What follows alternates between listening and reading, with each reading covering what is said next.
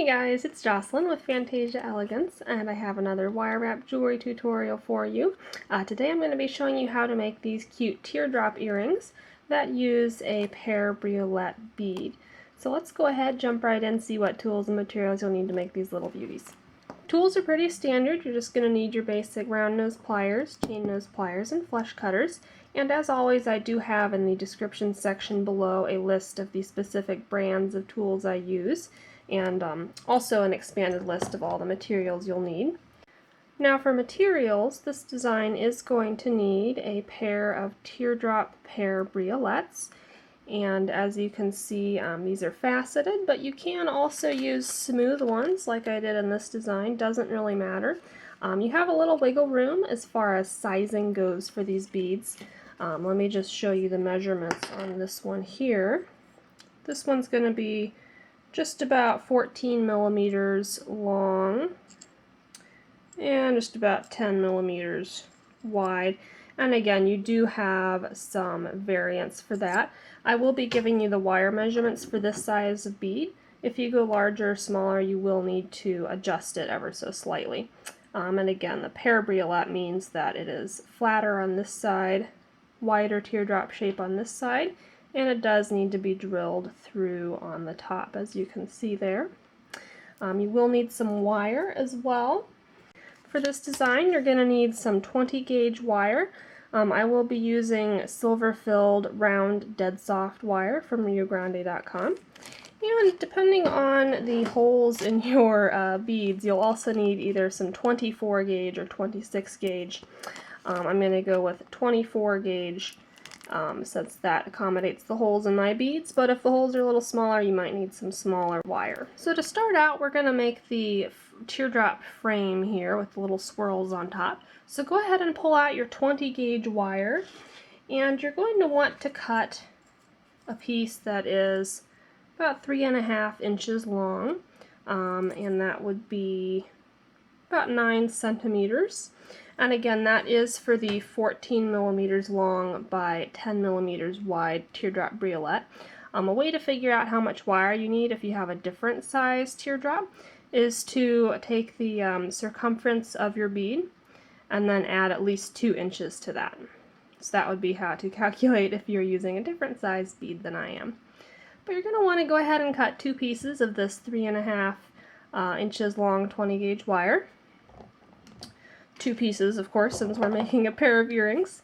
And to start out, just go ahead and grab your round nose pliers. We're going to make a little swirl at the end. So I'm just going to grab the very end of the wire here, and we're going to make a closed swirl.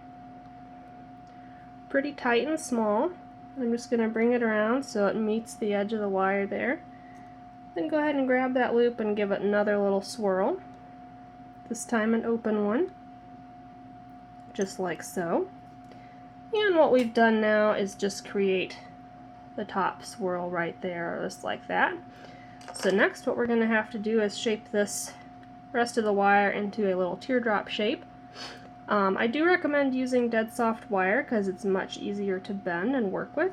If you find your wire isn't letting you just shape it by hand like this, you might try wrapping it around a round object like a pen or something. But I find that I'm able to just kind of bend it around and get a nice smooth teardrop. Again, if you're having trouble with that, just try wrapping it around something round. So I'm just putting it into a little teardrop shape, and I want this other end to meet back here just like that. And then we're going to make a swirl in the reverse direction with the other end. So you want to swirl at the opposite direction of this swirl. But you want to make the same kind of swirl, just having it a little closed loop like that. Just like so. And now we want to do some tweaking, because you may have noticed on this that we want one end to be a little longer than the other. So I'm going to pull out my chain nose pliers. I'm just going to adjust the shape of this teardrop so that we have one of these swirls sticking up a little higher than the other one.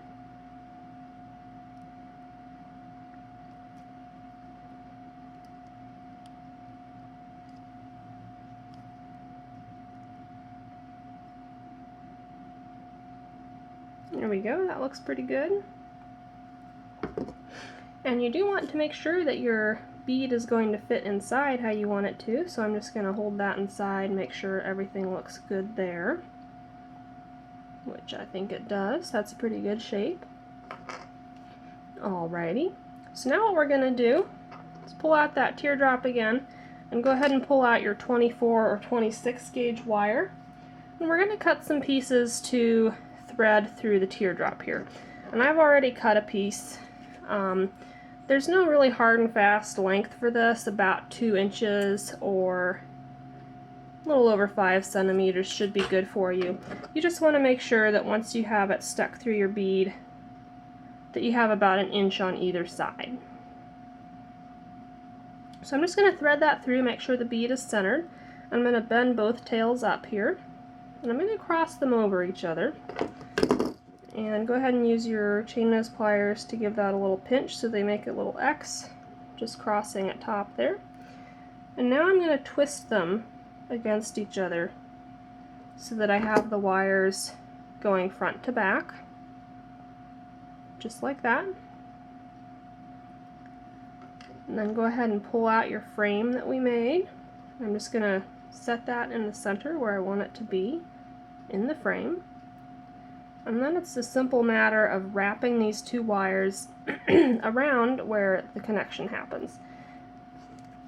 So I'm going to take this one first, start wrapping it, and you want to alternate these so that they're kind of stacked on top of each other, if that makes sense.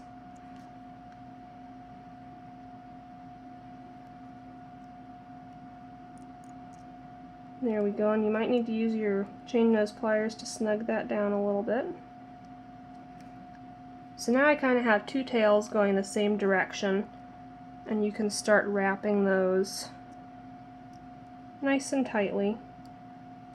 And you're both securing your bead and connecting the 2 swirls on your teardrop frame together.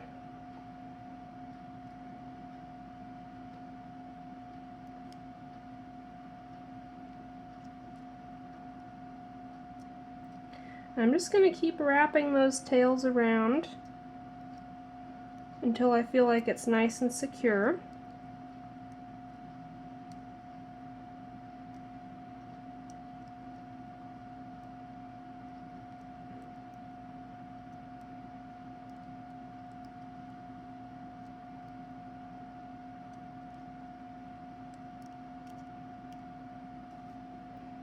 Alright, so at this point you can see we've got a nice amount of wraps connecting this here. So I'm going to take both tails to the back of the design, and I'm just going to use my flush cutters to trim off that excess little length on the tails. There we go. And then you can use your chain nose pliers to just snug them down securely on the back of the design. And I'm kind of using the very tip here to push them into the trough between these 2 wires so that they don't stick out or poke anything or get unraveled or anything like that. There we go, so back on the front of the design, and it's coming along nicely, as you can see. What we're going to do next is make this front little swirl that just lays over top of the teardrop. But before I do that, I'm actually going to adjust this a little bit. As you can see, this got a little off to the side, and I kind of want this swirl to be more on top. So I'm just going to grab it, make it a little longer by pulling it there, and then I'm going to push the whole thing that way. I'm going to tighten that swirl up a little bit. So that way when we put our ear wire on top here, it all hangs straight down and looks nice and even and doesn't hang crooked or anything like that. Alright, so go ahead, pull out your 20 gauge wire again. We're going to cut another length of that to make that little swirl. And for this little swirl, we're going to go for 1.5 inches, which is just under 4 centimeters. Alright, so go ahead and pull out your round nose pliers. We're going to make a nice tight open swirl on one end here. And just make it pretty small on this side. We're going to make one side of the swirl. We're going to make basically an S swirl, except one of the swirls is going to be bigger than the other. So, oops, got runaway wire. So I'm going to swirl this one in the opposite direction.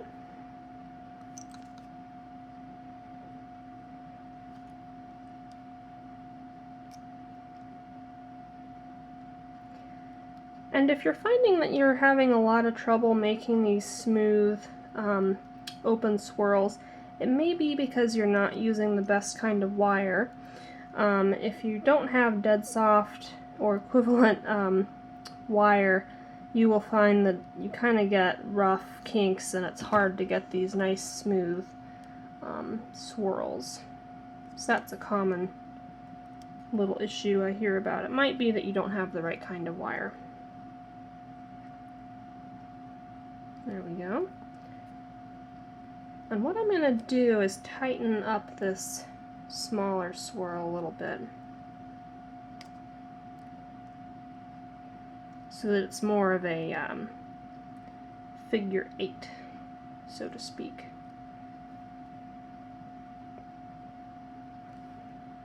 There we go, something a little bit like that. Go ahead and pull out your earring in progress. What we're going to do is place this S over top of it, if I can get it to stay where I can show you.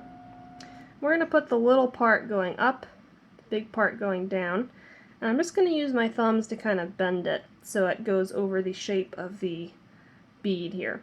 Now you want to make sure that it's meeting at both ends, and it's a little bit shy there.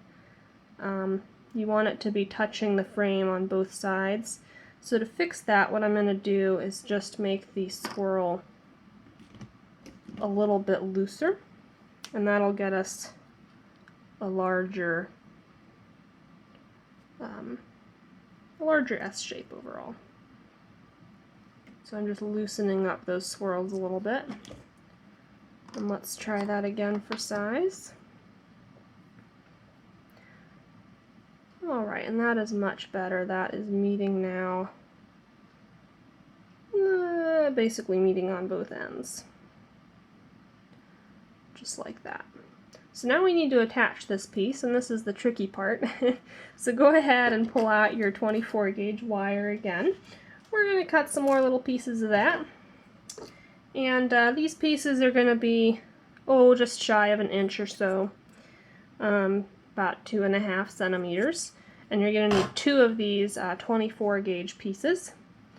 And I'm actually going to take both of them at once and just put a little U-turn in them. So I'm going to grip at the center,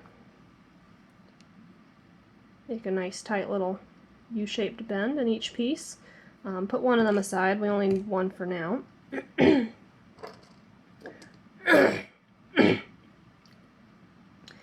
And taking your earring back, this is where it's a little tricky because you kind of have to hold stuff together while you get it attached, but you can use masking tape if you want to, or painter's tape leaves less residue. But I'm just going to hold the big swirl down with my thumb, kind of where I want it here.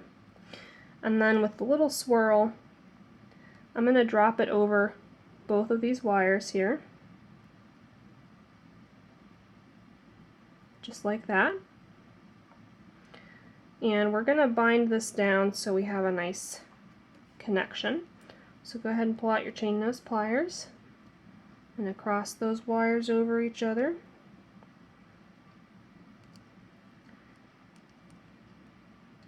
And you want to make sure this is nice and tight. There we go. Now this wire I'm going to have to push under to start wrapping it around. So I'm just going to stick it under like that so we can get it through.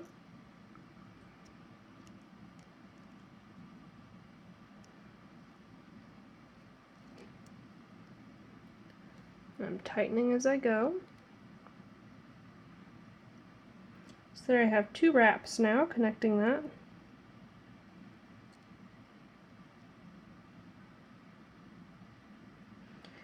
And then for this tail we're going to tuck it under as well to continue wrapping.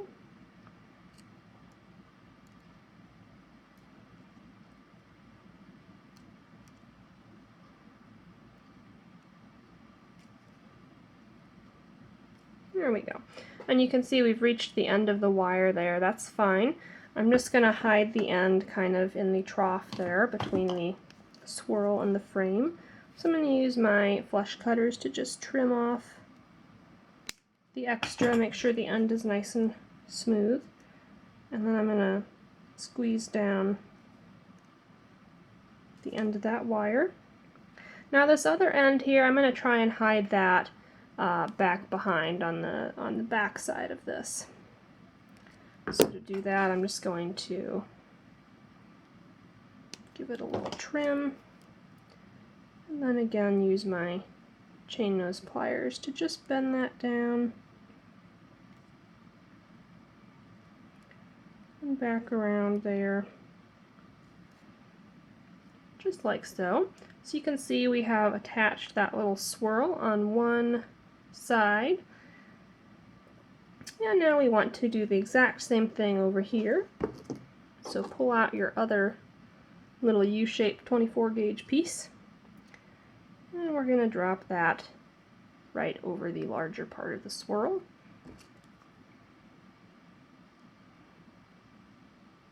Doing the same thing, I'm crossing the wires over each other, keeping it nice and tight around.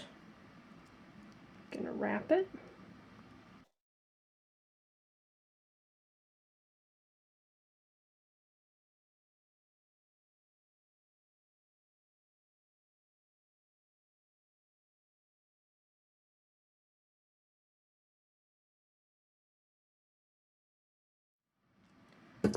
There we go. So that is looking pretty cute. At this point, you're just going to go ahead. If you're making earrings, you'll make the exact same thing. I like to do a mirror image for the second one in a pair, so you would have the swirl going the opposite, the larger swirl going the opposite direction. I just like to have my earrings be mirror images of each other. So then once you do that, you'll just pull out your favorite pair of ear wires that you have.